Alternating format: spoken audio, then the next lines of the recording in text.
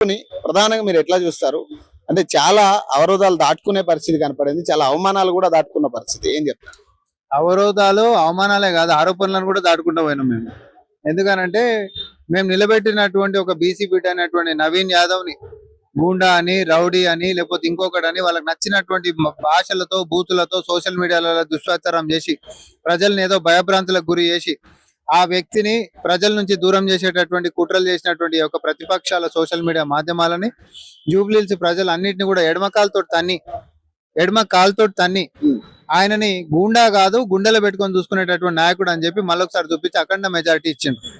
ఒక యువకుడిని ప్రోత్సహించడానికి తెలంగాణ ప్రజలు సిద్ధంగా ఉన్నారు. మరీ ముఖ్యంగా ప్రజాప్రభుత్వంలో రేవంత్ రెడ్డి గారి నాయకత్వంలో ఒక పక్క సంక్షేమాలు ఇంటింటిని ముద్దాడుతున్నటువంటి సమయంలో కుట్రలు చేసి నోటికాడి బుక్కలను అనేసేటటువంటి ఈ ప్రతిపక్షాలకి గట్టి గుణపాఠం చెప్పారనైతే నేను భావిస్తాను. అభ్యర్థి బీఆర్ఎస్ అభ్యర్థి కూడా బయటకు వచ్చిన తర్వాత అదే చెప్తా ఉన్నారు, గూండాగిరి ఇక్కడ నెగ్గింది, రిగ్గింగ్ నెగ్గింది, సో ఇంకేం చేయలేం మేమనే కాడికి వాళ్ళు మాట్లాడుతా ఉన్నారు. ఇంకా కూడా మీరేం చెప్తారు? బుర్రున్నదబ్బా కొడుకులకు మాట్లాడేటోళ్ళకి వనకనా, నాకు అర్థం కాదు.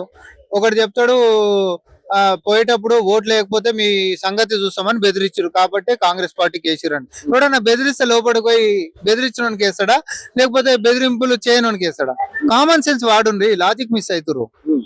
ఇంకోటి చెప్తాడు, పైసలు బాగా వంచిరు, లోపలికి వేయటోళ్ళకే కాదు బయటకు వచ్చేటోళ్ళకి కూడా వంచిరంట. ఎవడన్నా బయటకు వచ్చేటానికి పైసలు వంచడా? ఒకవేళ పంచిరు, అది మీ అలవాటేమో కానీ చెప్తున్నా నేను, బయటికి ఓట్లేసి బయటకు వచ్చేటోళ్ళకన్నా పైసలు వంచరా? ఏమైనా అర్థం పడదాం ఉందా? అంటే పాపం వాళ్ళు ఓడిపోయినందుకు మైండ్ బ్లాక్ అయింది. వాళ్ళ ఈ పని పాపం వాళ్ళ పరిస్థితి బాగాలేదు, మానసికంగా కుంగిపోయారు. ఐకమత్యం తోటి పోరాడదాం రండి, ప్రజాప్రభుత్వాన్ని కూలగొడదాం రండి, 500 రోజులలోనే కేసీఆర్ ని తిరిగి ముఖ్యమంత్రిని చేసుకుందాం రండి. ఇంకోటి ఏదో పెద్ద కూడా అన్నాడు, కుర్చీ మడత పెట్టి అది మడత పెట్టి, అదేందో ఉల్టా కేటీఆర్ కి తెలియకుండా ఆయనకే అయింది ఆ కథ. సో ఇట్లాంటి డైలాగులు మాట్లాడేటప్పుడు ప్రజాస్వామ్యంలో చాలా జాగ్రత్తగా ఉండాలి. ఎందుకంటే మనం మాట్లాడితే ఒకేళ్ళు చూపిస్తే 4 ఏళ్ళు మనకు చూపించేస్తుంటాయి. నువ్వు కొట్టినటువంటి డైలాగ్ జనాలు రిజల్ట్ తోటి కొట్టేసారు. నేను అంటే దాదాపు 2 నెలల నిరీక్షణ అది, దాదాపు అటు ప్రతిపక్ష పార్టీ కావచ్చు మీరు కావచ్చు అదే విధిగా ప్రజల్లోకి వెళ్లే ప్రయత్నం చేశారు.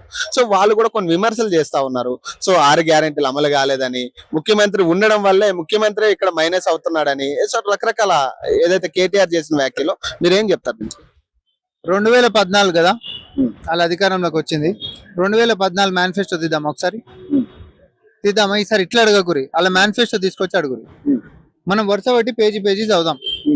ఓకే, ఈ దళితుడిని ముఖ్యమంత్రి అంటే ఎన్నికల హామీలు అని అంటాము, మేమేడ మేనిఫెస్టోలు పెట్టామని అంటారు. సన్న బియ్యం లాంటివి పెట్టిరు కదా, ఇంటికి ఒక కొల్లు లాంటివి పెట్టిరు కదా.